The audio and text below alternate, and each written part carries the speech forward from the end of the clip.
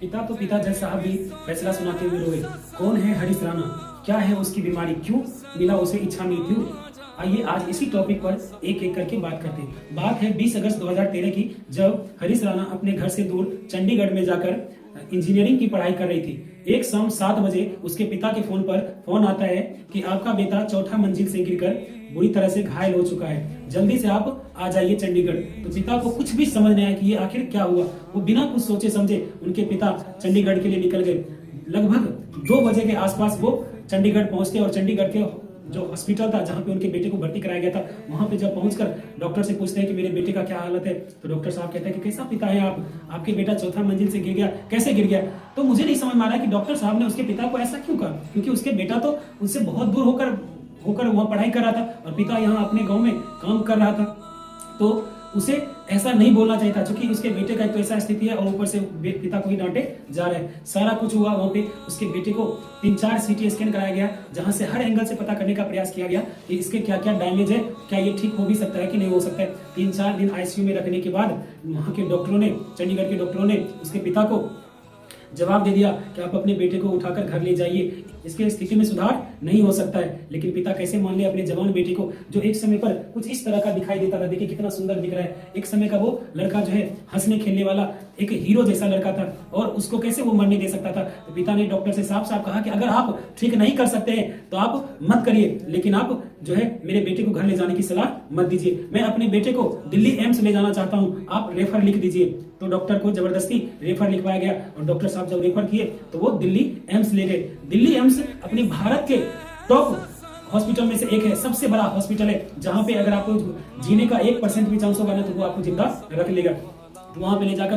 3-4 दिन तक वहां पे भी आईसीयू में भर्ती रखा। उसके सारे सीटी स्कैन किया गया। डॉक्टर ने एक एक बारीकी से उसके बारे में अध्ययन किया और फिर वहां के भी डॉक्टरों ने एक ही जवाब दिया उसके पिता को कि इसे आप अपने घर ले जाइए। क्योंकि सच में ये जो है मेडिकल टर्म की बात करें तो मेडिकल टर्म में एक वर्ड होता है जिसे कहते हैं PVS। तो इसका जो बेटा है हरीश राणा वो PVS की स्थिति में चला गया था। PVS का फुल फॉर्म होता है परमानेंट वेजिटेटिव स्टेट। इस स्थिति में जो मरीज है उसकी आंखें खुल सकती है, बंद हो सकती है, ना तो वो सोच सकता है, ना वो सुन सकता है, ना वो बोल सकता है, ना चल सकता है, ना फिर सकता है। बस वो एक जिंदा लाश की तरह एक बेड पर लेटा हुआ रहता है। उसको सांस जो है वो वेंटिलेटर की मदद से मिलता है। भोजन जो है उसको नाक के द्वारा फूड पाइप के जरिए उसको शरीर के जो जितने भी पोषक तत्व होते हैं वो मिलते हैं। तो ऐसी स्थिति में वो चले गए थे। वहां के जब डॉक्टर ने कहा तब भी वो उसके पिता नहीं माने। डॉक्टर ने साफ साफ जवाब दे दिया कि लड़का चौथी मंजिल से गिरकर उसके ब्रेन को बहुत ज्यादा क्षति पहुंचा है, जिसके वजह से उसके ब्रेन का जो नस है ना वो सूख गया है, जिसकी वजह से वो पूरी तरीके से उसका शरीर जो है वो लकवाग्रस्त हो गया है। लेकिन पिता ने फिर भी हार नहीं माना। जिसने जो कहा उसकी सारी बातें माना।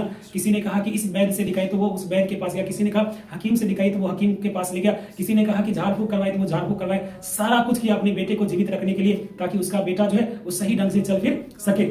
लेकिन फिर भी उसके स्थिति में कोई सुधार नहीं हुआ। अपनी सारी संपत्ति जो है, जो भी उसके पास पूरे जीवन का कमाया हुआ था, वो अपने बेटे के पीछे लगा दिया। लेकिन फिर भी उसके बेटे की स्थिति में कोई सुधार नहीं हुआ। 13 साल बीत गए। तो तब जाकर 2026 में एक दिन उसकी मां ने अपने सीने पर पत्थर रखकर अपने पति से कहता है कि जाइए आप प्रधानमंत्री से मिलिए, या तो उन्हें कहिए कि हमारे बेटे को इलाज करवाए या उसे दिया जाए। तो किसी ने उसके पिता को सलाह दिया कि डायरेक्ट आप प्रधानमंत्री से मत मिलिए, पहले आप जो है हाई कोर्ट जाइए और हाई कोर्ट में जाकर अपील कीजिए कि मेरे बेटे को पैसिव यूथेनेसिया दिया जाए। दिल्ली हाई कोर्ट के जज ने साफ साफ पैसिव यूथेनेसिया देने से हरीश राणा के पिता को मना कर दिया। तब जाके वकील साहब ने उसे राय दिया कि आप सीधे सुप्रीम कोर्ट जाइए और सुप्रीम कोर्ट के जज साहब से दलील लगाइए कि उसके बेटे का जो है स्थिति दिन प्रतिदिन बहुत ज्यादा खराब होती जा रहा है, जिसकी वजह से कम वो सांस से जी नहीं सकता है, कम से कम सांस से मरने की अनुमति दिया जाए, जिसे right to die with dignity जो है आर्टिकल 21 में दिया गया है। तब हरीश राणा के पिता जो है वो सुप्रीम कोर्ट जाता है। सुप्रीम कोर्ट के जज ध्यान से सारी बातों को सुनता है। जितने भी जो एम्स के डॉक्टर थे उन सभी को बुलाकर उसके स्थिति को जायजा लेने के लिए कहता है। हर एक रिपोर्ट को जज साहब पर्सनली देखता है और सारा कुछ देखने सुनने के बाद जब डॉक्टर कहता है कि सर इसके जो ठीक होने की गुंजाइश है वो बिल्कुल जीरो है, ना के बराबर है, ये कभी ठीक हो ही नहीं सकता है। तब सुप्रीम कोर्ट भी जब फैसला दे रहा था वो भी भावुक हो गए। नम आंखों से हरीश राणा को पैसिव यूथेनेसिया का जो है उसको इजाजत दिया गया।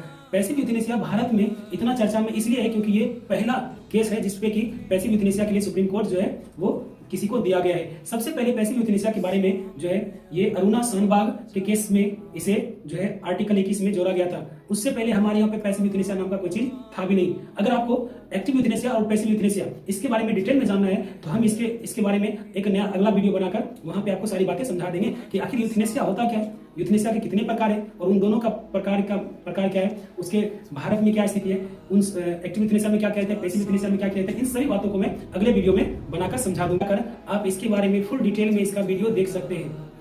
धन्यवाद।